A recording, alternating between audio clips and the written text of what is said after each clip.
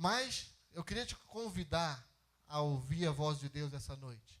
Queria te convidar a entrar naquilo que Deus separou de propósito para a tua vida. Queria te convidar a entender que Deus não chamou você para ficar sentado no banco. Deus não chamou você para ficar sentada nessa cadeira gostosa. Deus não chamou você para ficar aí confortável, alguns mais apertados do que o outro, não é verdade? Porque tem as pessoas aí meio gordinhas do teu lado, assim como eu sento ali e tem o pastor Mário do meu lado, fica difícil. É uma disputa de gordinho ali, eu, Sidney e Mário. Você imagina o lugar como é que fica. Aí só aí dá cônica assim, empurra para lá. Por que você acha que a gente não senta no meio? Porque aí Dudu expulsa a gente para a ponta. Que ele fala que ele não gosta da gente apertando ele. Entendeu? Mas isso tudo faz parte do propósito de Deus. Agora, Deus não te chamou para ficar sentado nessa cadeira. Deus te chamou para ir muito mais além. Deus te chamou para fazer muito mais coisas. Deus te chamou para cumprir um propósito. E será que nós temos cumprido esse propósito? Abre comigo a tua Bíblia lá em Timóteo, 1 Timóteo, capítulo 4, versículo 12. E eu colocaria o tema dessa palavra de hoje, chamados para ser modelo. E nós estamos vivendo em uma geração, em meio a uma geração, em que a única coisa que falta não são pessoas conhecedoras de muitas coisas. A única coisa que falta são modelos a serem seguidos. O que falta nessa geração não são pessoas inteligentes. Porque pessoas inteligentes, nós temos muitas pessoas inteligentes. O que falta nessa geração não são pessoas formadas. Porque nós temos muitas pessoas formadas nessa geração, inclusive pastores. E aqui na igreja, por exemplo, a maioria dos pastores são formados. Então o que falta não são pessoas formadas. O que falta são modelos. E Deus está convidando você essa noite para ser modelo. Deus está convidando você essa noite para ser modelo de uma geração que vai morar no céu. Para ser modelo de uma geração que vai transformar o lugar onde está inserido. O apóstolo René costuma dizer para mudar geografias. Então vamos usar essa palavra dele, né? Não custa nada. Então Deus quer usar você para mudar geografias, para mudar territórios, para mudar cidades, para mudar a tua casa. Acima de tudo. Lá diz assim, já falei, 1 Timóteo, capítulo 4, versículo 12. Está gravado. Ninguém despreze a tua mocidade, mas ser exemplo dos fiéis em palavra, em conversão, em caridade, em espírito, em fé e em pureza. Até que eu vá, dedique-se à leitura, à exortação e à doutrina. Não desprezes o dom que há em ti, o qual te foi dado por profecia com imposição das mãos do presbitério. Medita estas coisas, entrega-te a ti mesmo inteiramente a elas, para que o teu aproveitamento apareça a todos. Lá no versículo 11 tem outras versões que dizem, seja fiel, em tudo te mostra por exemplo, em tudo seja modelo, em outras versões, em tudo te dá por modelo, de palavra, no trato, no amor, no espírito, na fé e na pureza. Deus, mais do que ninguém, mais do que qualquer outra pessoa, tem um propósito estabelecido para a minha vida. Você e eu não nascemos por acaso. E isso não é força de expressão para chamar a tua atenção, nem para motivar você, nem para fazer você se emocionar. Isso é uma convicção que a palavra nos dá. Todas as vezes que nós lemos a palavra de Deus, de Gênesis a Apocalipse, do primeiro versículo ao último versículo da Bíblia, em todos os lugares, Deus está estabelecendo que o ser humano foi criado por um propósito. Ele não foi criado aleatoriamente. Por isso que eu não consigo concordar com a teoria da evolução, com a história do Big Bang. Porque mesmo o Big Bang tem que ter uma explicação plausível. Não pode uma coisa do nada explodir e virar tudo. Tem que ter algo mais. Tem que ter algo muito mais poderoso por trás, porque seria algo muita, e eu teria que fazer muita aqui para você entender. Sorte, o universo explodir do nada, a Terra parar no ponto exato, proporcionando um ambiente favorável para gerar vida, e essa vida gerar outras vidas, haver uma diversidade, e no meio dessa diversidade ter um ciclo evolutivo, uma cadeia alimentar dentro dessa diversidade que foi criada, e dentro dessa cadeia alimentar criada na diversidade, e do nada, surgiu o ser humano. É muita sorte! É muita sorte acontecer desse jeito. Eles mesmos dizem que é 0,000000000 e eles não continuam contando zero, e eles dizem 1% de acontecer. Sabe por quê? Porque na verdade, o que acontece é que tem um Deus por trás de todas as coisas, que projetou milimetricamente o universo. E dentro dessa projeção que ele fez, dentro dessa arquitetura divina, ele estabeleceu a terra como lugar que você nasceria. Ele estabeleceu a terra como lugar onde você moraria.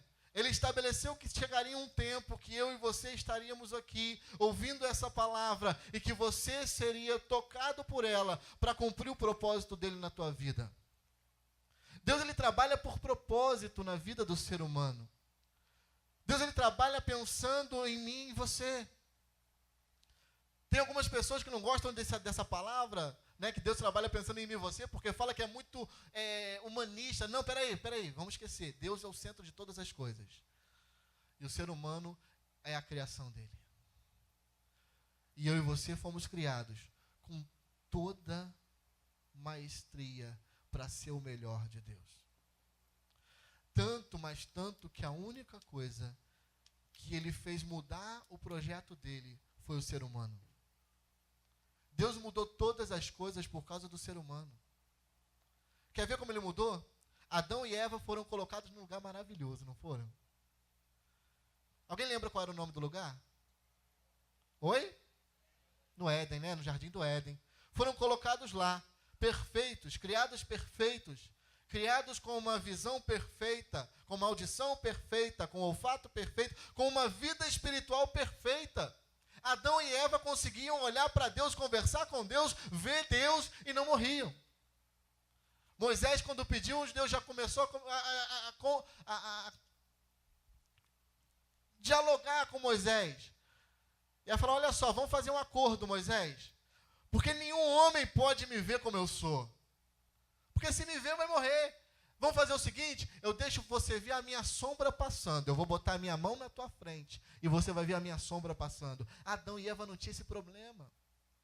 Porque Deus todos os dias descia no mesmo lugar, no Jardim do Éden, para conversar com o ser humano, para conversar com Adão, para conversar com Eva, porque Deus tinha estabelecido o homem debaixo de um propósito, que era ser perfeito e andar na presença dele.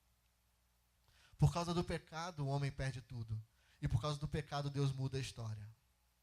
Por causa do pecado, na hora que o homem peca, Deus restabelece e começa a dizer, agora eu preciso de alguém que vai restabelecer a aliança entre eu e o homem.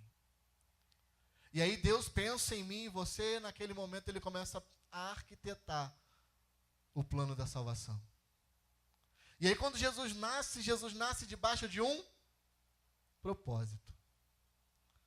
Jesus nasce debaixo do quê? Jesus nasce debaixo de um propósito. Grava essa palavra. Jesus nasce debaixo de um propósito. E quando ele nasce, cresce, morre debaixo do mesmo propósito. Agora, qual era o propósito de Jesus? Faz assim. Esquece que eu estou aqui na frente. Olha para a tua mão. Olha do outro lado. Olha a outra mão. Olha de novo. Se você tiver celular, pega teu celular. Liga a câmera do teu celular. Inverte a câmera. Inverteu? Olha o propósito pelo qual Jesus morreu.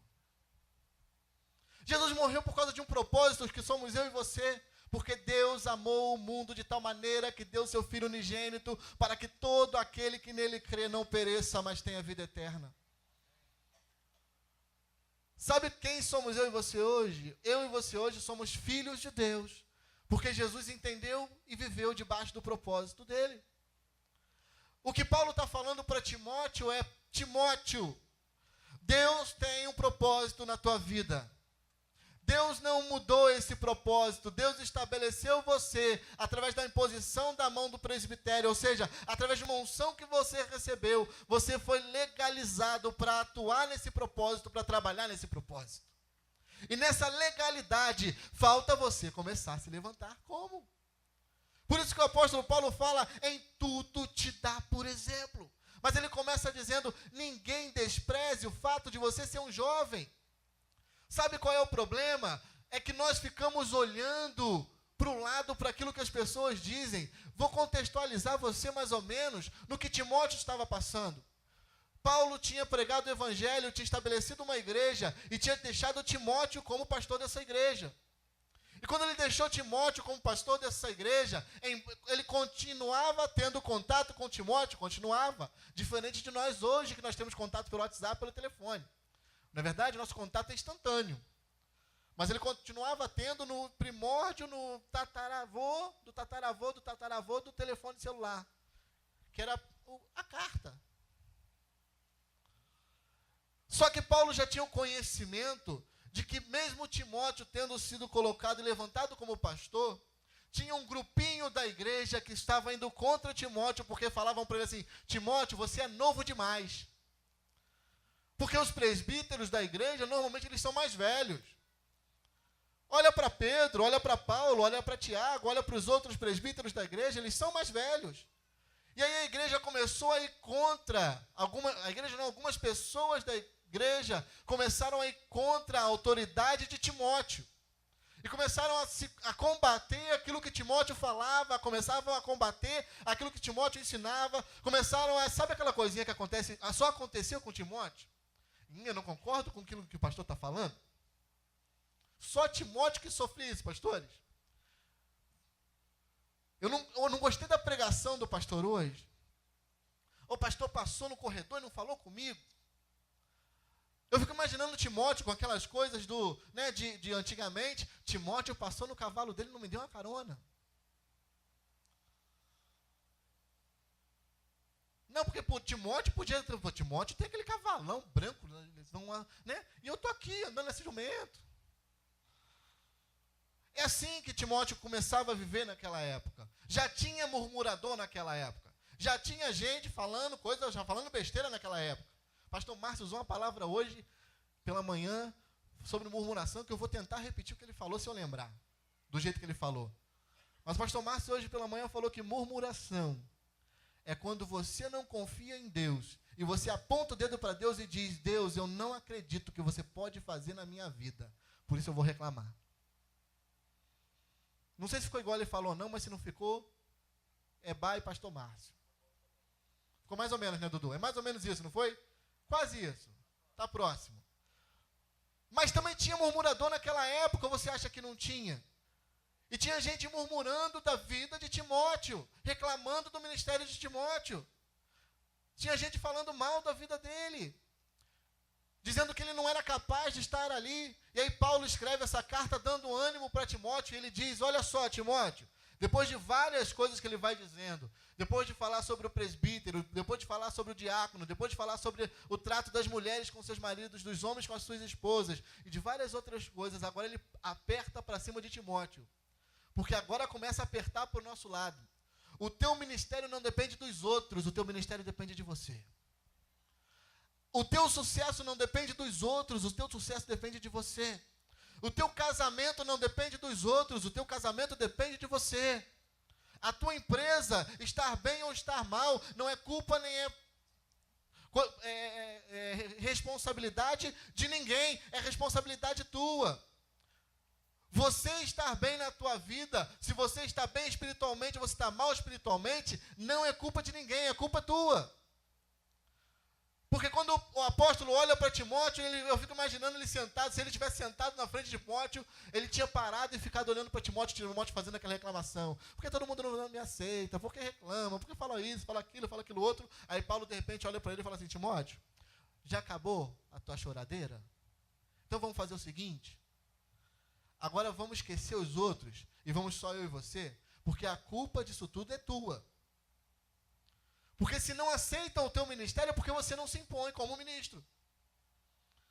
E ele começa dizendo, ninguém despreze a tua mocidade. Em outras palavras, vira homem, rapaz. Se fosse o apóstolo Biraci, falaria isso, né? Vira homem, cara. Assume a tua posição, assume a tua postura de quem você é em Deus. E começa a trabalhar dessa forma. Para de ficar chorando engano pelos cantos. Para de ficar reclamando, Timóteo. Você é muito mais do que isso. Não deixa ninguém desprezar a tua mocidade. Pelo contrário, torna-te padrão dos fiéis. Quer saber o que faz a diferença na nossa vida? Não é o quanto nós conhecemos de Deus, mas é o quanto nós colocamos em prática aquilo que nós conhecemos. Por isso que o apóstolo fala para Timóteo, torna-te um padrão. Sabe por que tornar-se um padrão? Porque quando você tem um modelo, as pessoas começam a querer ser igual àquele modelo. Pode ter gente falando mal, pode ter gente reclamando, pode ter gente falando besteira, mas se tem um modelo, todo mundo quer o modelo. Sabe por que tem um monte de celular xing-ling? Porque tem o iPhone e tem o Galaxy. Porque se não tivesse esses dois, nós continuávamos com aquele tijolão. E nem internet a gente tinha no celular ainda. Mas foram criando modelos, padrão. Todo mundo quer o padrão. Todo mundo quer seguir o modelo. O que essa geração mais precisa é de um modelo. O que essa geração mais precisa não são de pessoas iguais, são de pessoas modelos. O que as pessoas da nossa volta precisam não são pessoas que abraçam a ideologia de A ou B. Não são pessoas que abraçam o que fulano ou beltrano está falando. São pessoas que decidiram viver debaixo de um propósito e vivendo debaixo desse propósito se tornaram um modelo. Ouve o grito dessa geração. Abre os jornais, abre a tua internet, conversa com as crianças e os adolescentes, conversa com essa geração nova, o pessoal aí que está trabalhando com adolescente e jovem, conversa com eles e você vai ver que o que eles precisam não é de alguém que fale muita coisa para eles, eles precisam de alguém que se coloca na posição e se torna um modelo, porque eles estão sem referencial. Eles estão sem alguém que seja para eles um guia que os leve à direção daquilo que as pessoas querem. E não é só na igreja, não, é dentro e fora da igreja. Esses dias eu estava lendo uma reportagem, eu não lembro quem que escreveu, mas o autor da matéria estava dizendo, essa geração está padecendo de pessoas que sejam líderes dessa geração. Está faltando homens e mulheres que se levantem, e eu vou falar aqui o nome deles, mas não que a gente vai querer que seja igual a eles, porque nós temos outros padrões, mas essa geração está padecendo de pessoas que sejam Che Guevara, de pessoas que sejam outros grandes líderes, que possam tomar a frente e dar para esses jovens um referencial e um modelo de vida, um estilo de vida que eles queiram abraçar. Sabe onde está essa geração? Dentro da igreja. Porque quer um propósito maior, um propósito melhor do que ter não só um momento, um ministério, uma vida, um propósito aqui, mas a certeza de uma vida melhor no porvir.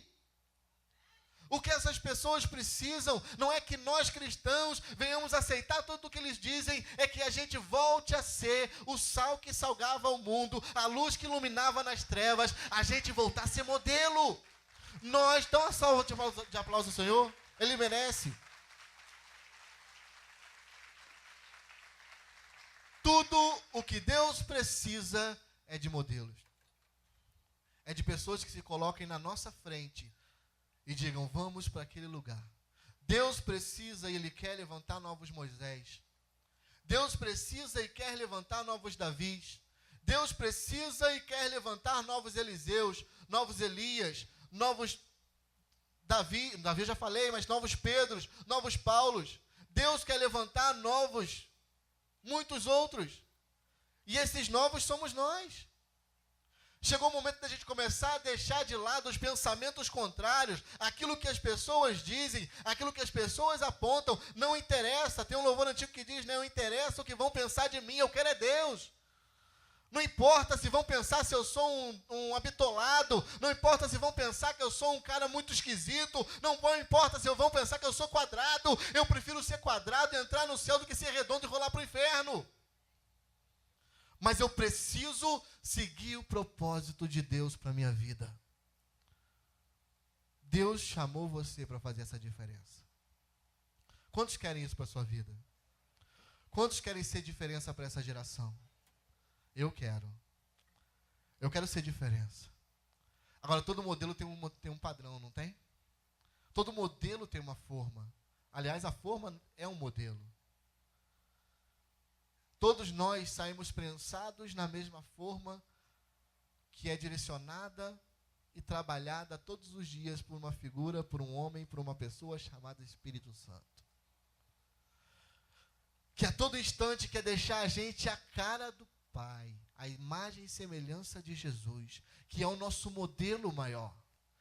Deus estabeleceu Jesus para ser o nosso modelo. Deus estabeleceu Jesus para que nós possamos ser iguais a Ele. Eu acho interessante que o apóstolo Paulo fala aqui para Timóteo: Timóteo, para de reclamar, para de murmurar, para de ficar olhando para os outros. Sabe por quê? Porque em todas as vezes que a gente se levanta para fazer alguma coisa, tem sempre alguém para se colar no nosso pé. Eu falei dos grandes homens, não falei? Mas todo Moisés tem um Coré. Todo Davi tem um Saul. E assim vai. Na nossa vida sempre vai ter o Sambalate e o Tobias. Sempre vai ter alguém que vai se levantar para pegar no nosso pé, para ser o nosso carrapato, mas é bom. Sabe por que isso é bom? Porque quanto mais eles batem, quanto mais eles reclamam, quanto mais eles falam, mais em evidência nos colocam. Mais evidente nós ficamos. Eu lembro que teve um tempo atrás que uma pessoa virou para mim: Ronito, eu passei lá dentro da igreja e ouvi um monte de gente falando mal de você, um monte de gente reclamando de você, falando um monte de coisa de você, eu gosto tanto de você. Eu falei: irmão, nem me fala quem foi. Mas por quê, pastor? Você não quer saber quem foi? Para eu não pecar. E começar a gerar mágoa no meu coração contra essa pessoa. Então eu vou continuar orando por quem eu não sei que é. Porque Deus abençoa. Mas sabe o que é mais maravilhoso? Olha o que você está falando para mim: você gosta de mim. E você me vê como modelo. Sabe por que você me vê como modelo? Porque tem gente falando mal de mim e eu fiquei mais em evidência do que ele. Tacam pedra no apóstolo. Reclamam do apóstolo até hoje. Falam mal do apóstolo. Aqui na igreja e fora da igreja. Agora ele está sempre em evidência.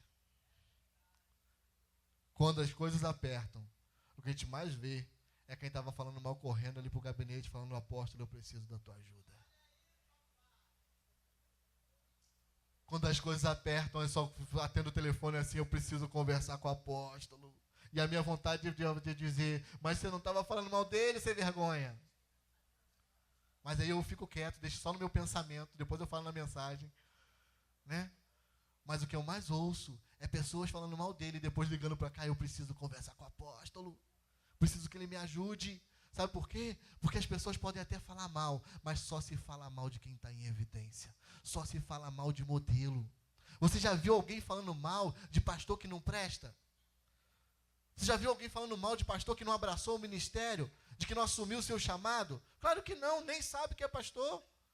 Eu nem sabia que você era pastor, rapaz, é mesmo? Que legal. Claro que não. Tem os cristãos 007, tem os pastores 007, é a mesma coisa. Agora, quando o pastor está em evidência, a gente fala mal. A gente não, né? Os outros falam mal. Mas ainda assim, continua querendo estar perto daquela pessoa.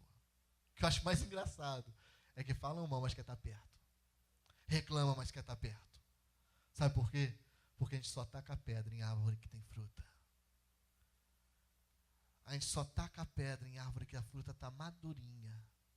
Não é só fruta verde, não. É na água, a fruta ainda tem que estar madura. Porque a gente quer tacar a pedra, quer cair, quer comer do fruto. Deus chamou você para ser modelo nessa geração. Deus chamou você para ser os Timóteos desse tempo. Não despreze. o dom que há em ti. O que é que você tem ouvido nesses últimos dias a teu respeito? Deixa falar mal. Deixa reclamarem. Deixa murmurar. Esses dias eu estava conversando com o apóstolo, a gente estava indo para a convenção lá no Rio de Janeiro. Ele falou: Juanito, Jesus deixou uma palavra que ela é mortal para a gente, que é liderança.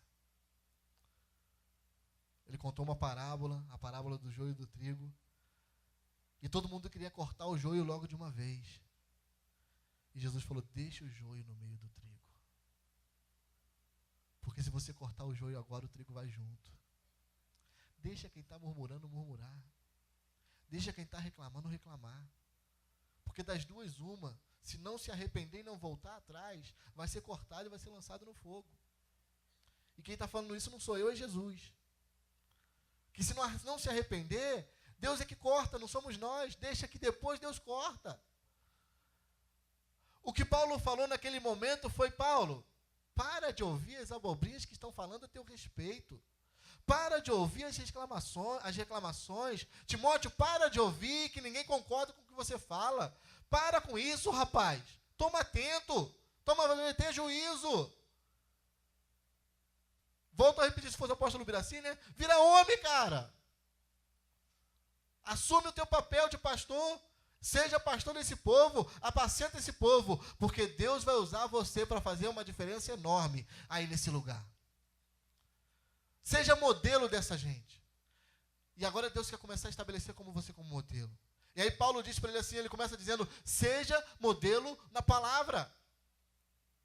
Seja modelo na palavra, conheça a palavra, leia a palavra, entenda a palavra, busque conhecer a palavra. Quer saber por quê? Porque quando as pessoas precisam de alguma coisa, elas querem isso daqui, elas não querem saber se nós conhecemos muito de psicologia, elas não querem saber se a gente entende muito de qualquer outra coisa ligada à cultura humana, elas querem saber se aqui dentro tem uma resposta. E falo isso com todo o respeito, porque vocês sabem que eu também tenho outras faculdades. Eu não tenho uma faculdade. Eu tenho mais de uma faculdade. Eu fui formado, eu, pastor Biraci, a pastora Raquel, a gente fez faculdade lá na Flórida. E quando eu falo da psicologia, eu não falo por mal, não. Eu falo que tem um momento que nem a psicologia consegue resolver, mas essa palavra resolve. Mais de 4.000 anos de escrita. E essa palavra continua resolvendo coisa que a modernidade não consegue resolver. Seja modelo na palavra. Conheça a palavra. Se fosse para dizer, ele diria como Deus disse para Josué: Josué, medita nessa palavra de dia e de noite. Acorda pela manhã, come essa palavra, medita nela. Você, na hora que você for almoçar, medita nessa palavra. Na hora que você for deitar, medita nessa palavra. Medita nela de dia ou de noite, porque é ela que vai te respaldar no teu ministério. Sabe o que Josué fez? Começou a meditar em tudo que Moisés tinha ensinado. E se tornou um dos maiores líderes de Israel. Fez coisas tão grandes quanto Moisés fez. E ainda levou o povo para entrar na terra prometida, coisa que Moisés não conseguiu. Medita nisso daqui. Quer vitória? Além da música, né? Vai chorando, geme, chora. Quer vitória? Palavra. Conheça essa palavra. Quer ser bem sucedido no teu ministério, no teu casamento, na tua família, no teu trabalho, nas tuas finanças? Palavra de Deus. É o manual do ser humano, a palavra de Deus. Segunda coisa que o apóstolo disse para ele: seja fiel no trato, ou seja padrão nos teus comportamentos. Que o teu comportamento fale mais de você do que a tua pregação. Que a maneira como você vive, aquilo que você aprendeu nessa palavra, seja colocado em prática. Tem uma palavra do apóstolo Paulo, do apóstolo Tiago que eu gosto. Não sejais apenas ouvintes, nem só leitores da palavra, mas sejam praticantes dessa palavra. Sabe o que Deus estabeleceu de modelo? Deus estabeleceu de modelo pessoas que entendem, que buscam a palavra dele, que têm fome e sede pela palavra, mas que colocam em prática aquilo que aprenderam. A igreja, e quando eu digo a igreja, eu digo as pessoas da igreja estão cansadas de ver pessoas que pregam muito bem e vivem muito mal. O mundo está cansado de ver pessoas que pregam muito bem, que têm uma boa eloquência, que sabem falar, mas que vivem muito mal aquilo que pregam. A maior pregação do ser humano não é aquela que nós fazemos aqui do púlpito. A minha maior pregação não é essa que eu estou fazendo aqui aqui nesse momento. A minha maior pregação é quando eu desço daqui e eu volto a ser um ser humano, desculpa o termo, um ser humano normal. A minha maior pregação é quando eu desço dessa plataforma e eu chego aqui embaixo e eu preciso continuar vivendo, seguindo os princípios da palavra. Porque é isso que vai falar no coração das pessoas, é isso que vai fazer diferença, é isso que nos momentos de aflição vai fazer alguém lembrar que o pastor Ronito, que o pastor José Mário, que o presbítero Osvaldo, que o apóstolo Obriaci, que a apóstola Raquel e que todos os outros pastores, que eles são referencial. É isso que vai fazer você, quando você estiver lá na tua casa, ser lembrado pelas pessoas que falaram mal de você e lembrar assim, fulano é crente, eu preciso ir lá para ele orar por mim. Beltrano é crente, eu preciso ir lá para ele orar pela minha vida. Eu preciso que ele me dê uma palavra. E alguém vai cutucar ele, mas você não falava mal dele? Eu falava, mas eu vou ser sincero, eu sei que ele tem a resposta. Eu falava mal, mas eu sempre soube que a resposta está com ele. Porque para ser modelo não precisa ser pastor. Para ser modelo precisa querer ser servo de Cristo, andar com Cristo, viver com Cristo, desejar Cristo todos os dias. Ser modelo, todos nós fomos chamados para ser. O cargo de pastor serve para a gente aqui dentro da igreja, lá fora. Eles podem até nos olhar e nos chamarem de pastor, mas eles nos veem como uma pessoa normal. E querem que a gente manifeste Cristo através do nosso comportamento. Nosso comportamento inclui tudo aquilo que nós fazemos, tudo aquilo que nós falamos. Inclui tudo aquilo que diz respeito à nossa vida no cotidiano. Então, deixa eu te dar um recado. Estão olhando você. O apóstolo Biraci fala sempre isso, né? Tem sempre alguém te olhando. Mas eu estou sozinho. Eu sei que você está sozinho, mas o teu comportamento fala de você. Quer ver como fala? Você está sozinho no teu trabalho. Quando o teu patrão chega, ele fala, você não fez isso aqui não? Mas eu não te pedi para fazer isso, você não fez? Não, é que. Aí começa a dar aquelas jogadas, né? Não, mas é porque. Não, é que você não fez. E ele não está olhando para você, mas ele está olhando para o que você faz. Se você não falar, as tuas atitudes vão falar. Se você não falar, o teu comportamento vai falar. Sabe como a maioria dos cristãos ganham outros cristãos fora lá na janela 10x40? Nos países perseguidos? Sem dar uma palavra. Mas com uma vida de santidade. Com uma vida que é modelo. Com uma vida que é padrão. Porque eles não podem subir num púlpito e pregar. Eles não podem nem dizer que são crentes. Mas eles podem viver como. O que mais fala da nossa vida não são as nossas palavras. É o nosso comportamento. É quem nós somos dentro de casa. Quem nós somos no bairro. Quem nós somos no trabalho. Quem nós somos na cidade. Quem nós somos no comércio. Quem nós somos como compradores. Quem nós somos como vendedores. Quem nós somos como professores. Como advogados. Como médicos, como juízes e tantas outras profissões maravilhosas. Daquelas consideradas menores até aquelas consideradas maiores. Mas o que fala mais alto é quem nós somos. Como nós agimos todos os dias. O apóstolo Paulo prossegue dizendo, seja modelo no amor. E o amor é interessante porque o amor ele é carregado, ele é encharcado de misericórdia e graça. Não existe amor sem misericórdia e graça. Porque misericórdia fala de perdoar o pecado do outro. Misericórdia fala de errar e você perdoar aquele que errou. Mas a graça fala de aceitar o outro do jeito que ele é. A graça fala de você amar ao ponto de aceitar o outro da maneira como ele é. Não significa aceitar os erros? Não, não aceitar os erros, não. Pelo contrário, a graça fala de você aceitar o outro com erro e tudo, e aos poucos ser modelo para transformar o jeito dele de ser. Não foi assim que Jesus tratou com a gente? Quando nós nos convertemos, Jesus não nos aceitou com amor, e nesse amor estava encharcado de misericórdia e graça. Esse amor estava encharcado de misericórdia e graça. Deus nos perdoou todos os nossos pecados e nos aceitou do jeito que nós somos. E continua nos aceitando com todos os nossos erros e falhas. Mas todos os dias o Espírito Santo está falando com a gente: você precisa melhorar, você precisa acertar, você precisa ser diferente, você precisa mudar a tua vida, você não pode fazer isso, você não pode ir por aquele caminho. Alguém foi jogado fora porque errou hoje? Alguém foi desprezado por Deus porque errou hoje? Está vendo?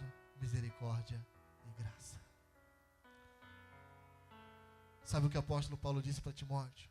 Timóteo, ama de uma forma tão intensa que até os que te perseguem vão se sentir constrangidos pelo teu jeito de amá-los. Manifesta sobre essas vidas misericórdia e graça, que daqui a pouco eles estão te seguindo, mesmo não concordando com você. Porque nós temos que ser exemplo de amor. Por isso que Jesus falou: amarás ao teu próximo como amas a ti mesmo. Porque quando você ama, você entende que tem que aceitar o outro. E desculpa repetir mais uma vez, mas eu vou repetir. Você sabe que tem que aceitar o outro com misericórdia e graça. Sabe o que falta nos casamentos? Misericórdia e graça. Porque se tivesse misericórdia e graça nos casamentos, teria um monte de casamento restaurado dentro da igreja. Sabe o que falta no relacionamento entre pais e filhos? Um amor que transborde de misericórdia e graça. Sabe o que falta na nossa vida como cristão? Um amor pelo próximo, por essa pessoa que está sentada do teu lado, que transborde de misericórdia e graça. Agora, sabe o que nós fazemos nesse contexto? O irmão errou, tomara que vá para o inferno. O irmão errou, deixa de lado. O irmão errou, esquece o irmão. Interessante que desde Jesus até os apóstolos e até hoje, só se deixa de lado depois de passar por um longo processo, em que a misericórdia e a graça estão envolvidos em todo momento. E se ele perdurar no pecado, passando pelo longo processo, não se manda Deus pegar essa pessoa e lançá-la no inferno. Só manda deixá-la no canto e continuar amando aquela pessoa. É isso que Paulo está falando para os discípulos, para Timóteo. Timóteo, ama com o amor que Jesus te amou. Na tua vida não pode faltar esse amor. E eu já estou terminando. Que não falte uma vida intensa com o Espírito Santo de Deus. Ser modelo no Espírito. E não é só na vida espiritual, é em tudo que diz respeito à vida espiritual. Que você tenha um relacionamento intenso com o Espírito Santo. Timóteo, que na tua vida não falte fé, porque você tem que ter um modelo, tem que ser um modelo de fé.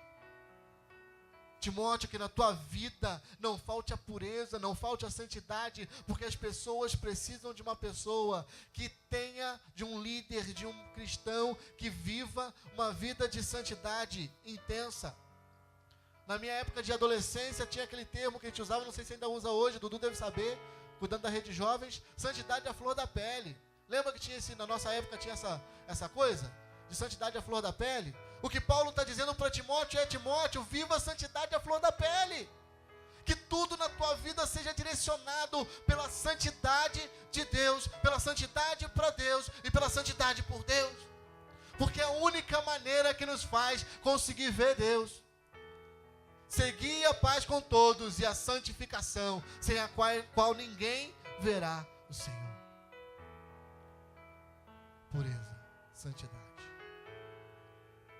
Tudo isso convergindo no mesmo lugar.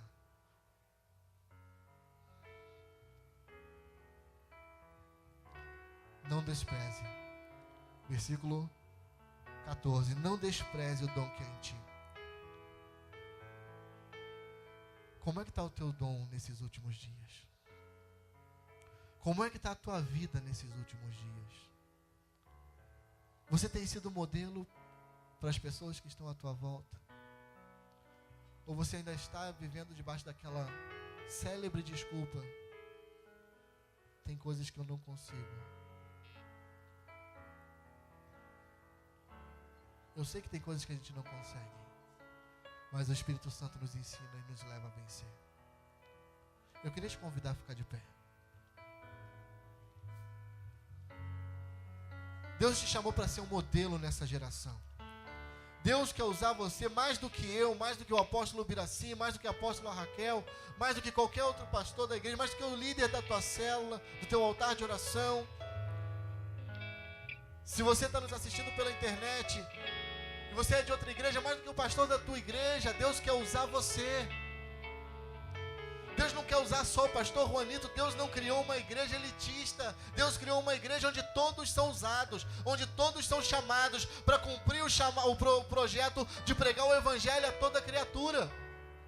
Deus não chamou uma igreja só onde só pastores pregam. Deus chamou uma igreja onde pastores são liderança de uma igreja, onde todos pregam, onde todos levam a palavra, onde todos são modelos, onde todos fazem parte de um só corpo.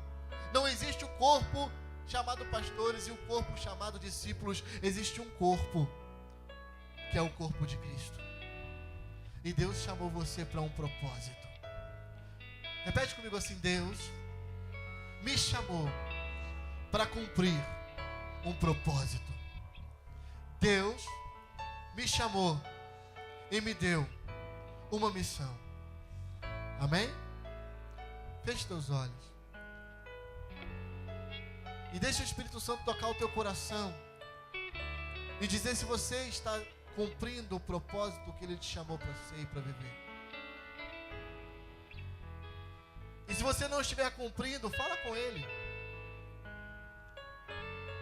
Mas que seja teu momento de intimidade com o Pai.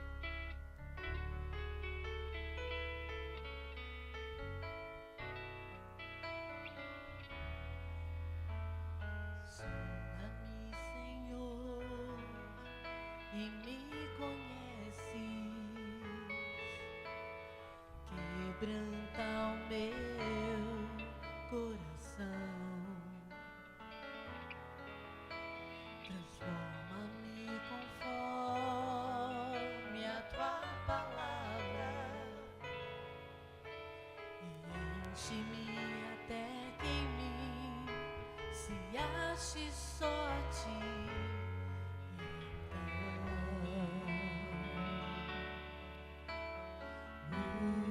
Usa-me, Senhor, usa-me. Farol que brilha à noite como ponte sobre as águas, como abrigo no deserto, como flecha que acerta o alvo. Eu quero ser usado da maneira que te agrade, em qualquer hora e em qualquer lugar. Eis aqui a minha vida, usa-me, Senhor, usa-me. Sonda-me, Senhor, e me conhece, quebranta o meu coração, transforma-me conforme a tua palavra e enche-me até que em mim se ache só ti. Então,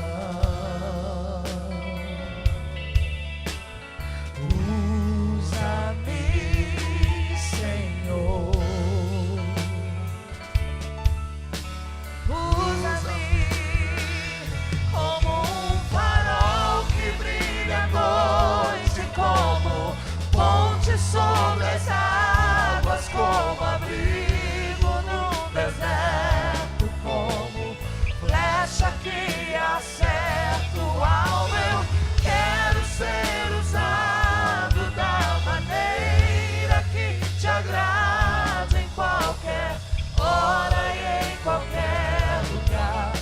Eis aqui a minha vida, usa-me, Senhor, usa-me, sonda-me, quebranta-me, transforma-me,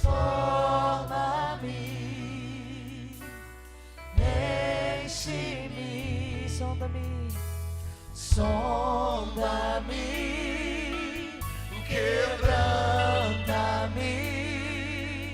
transforma-me,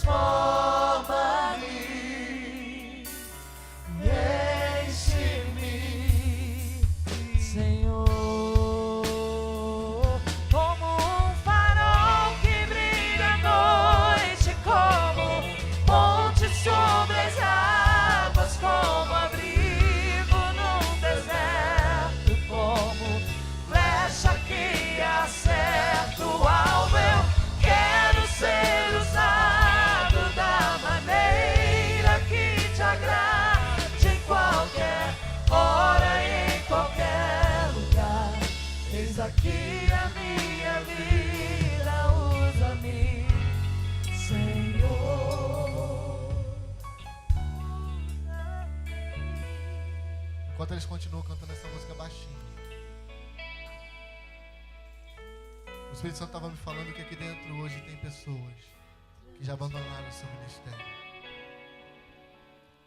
Tem pessoas que deixaram o diaconato, que deixaram o seu pastorado, deixaram o seu presbitério. Tem músicos que deixaram de tocar, tem músicos que deixaram de cantar. Tem evangelistas que se cansaram e por causa do dia a dia desistiram do projeto. Mas também tem pessoas que nunca trabalharam na igreja e que têm fugido daquilo que Deus separou. Tem fugido do projeto de Deus para a vida dele. Então eu queria te fazer um convite ousado essa noite. Eu queria te convidar a não na minha presença, nem na presença dos outros. Eu queria te convidar na presença de Deus. Vir aqui na frente, nós vamos estar orando por você. Você que é diácono e não tem exercido o teu diaconato, e se você quiser, vem aqui na frente. Você que é presbítero, mas não tem exercido o teu presbitério, vem aqui na frente. Você talvez que não tenha tido nenhum cargo na igreja, mas que você sabe que quer ser usado por Deus. Você quer ser usado por Deus. Vem aqui na frente. Porque Deus vai usar a tua vida. Deus vai usar você.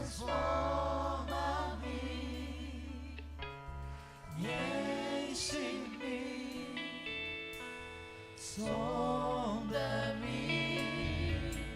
quebranta-me, transforma-me, enche-me, sonda-me, quebranta-me, transforma-me.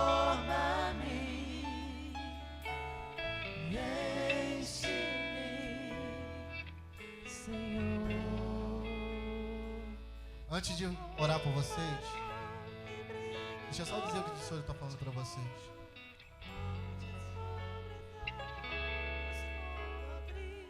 Tomar a decisão foi difícil, porque encarar pessoas que vocês já conhecem e dizer que você quer ser usado por Deus foi confrontador em primeiro lugar para você. Mas Deus está querendo dizer para você o seguinte: Deus não desistiu de você. E o projeto que Ele tinha estabelecido não mudou. Você mudou. Você parou. Você desistiu. Mas Deus não desistiu do projeto dele na tua vida. Deus em nenhum momento desistiu de usar você, embora você tivesse deixado de lado aquilo que Ele te chamou para fazer. Mas hoje quem restabelece o teu chamado não é o pastor Juanito. Quem restabelece o teu chamado é o teu pai que te chamou. E Ele vai te levar um tempo de ver as grandes coisas que serão feitas através da tua vida. As grandes coisas que vão ser feitas através da tua vida. Coloca a mão no teu coração.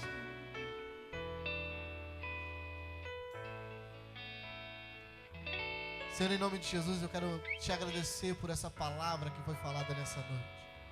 Quero te agradecer, Senhor, porque Tu vem nos chamar a todo instante para retornarmos ao início, para retornarmos ao princípio de onde nós viemos, ó Pai, deixar o Teu propósito na nossa vida. Mas eu também sei que o Deus que nos chama é o Deus que cumpre cada propósito, o Deus que cumpre cada projeto, o Deus que nos faz caminhar diante daquilo que o Senhor projetou. E eu te peço, Senhor, em nome de Jesus, que cada uma dessas pessoas que estão aqui na frente, elas possam viver o tempo da Tua promessa restabelecida na vida delas, Senhor, em nome de Jesus. Pai, que tudo o que eles vierem fazer daqui para frente, o Senhor esteja transformando, para que seja segundo o Teu querer e segundo a Tua vontade. Pai, muda projetos, muda propósitos, muda pensamentos, muda, Senhor, desejos, mas que seja cumprido o Teu propósito na vida de cada um deles, Pai, em nome de Jesus. E que aí aquilo que precisa ser transformado, Pai, que seja o Teu milagre, a Tua unção, Pai, na vida de cada um deles, Senhor, em nome de Jesus, porque cremos que quem nos chama é quem nos capacita e quem nos leva a viver de acordo com a Tua vontade, Pai, em nome de Jesus, Senhor. Repete comigo assim, vocês que vieram aqui na frente. Fala assim: querido Deus, nessa noite, a Tua palavra falou ao meu coração, e eu creio que eu fui chamado para cumprir o Teu propósito. Eu creio que eu tenho um chamado em Ti, e eu não abro mão do meu chamado. Eu te peço perdão pelo tempo que andei distante, mas eu declaro que eu quero ser usado pelo Senhor, em nome de Jesus. Amém? Pode sentar.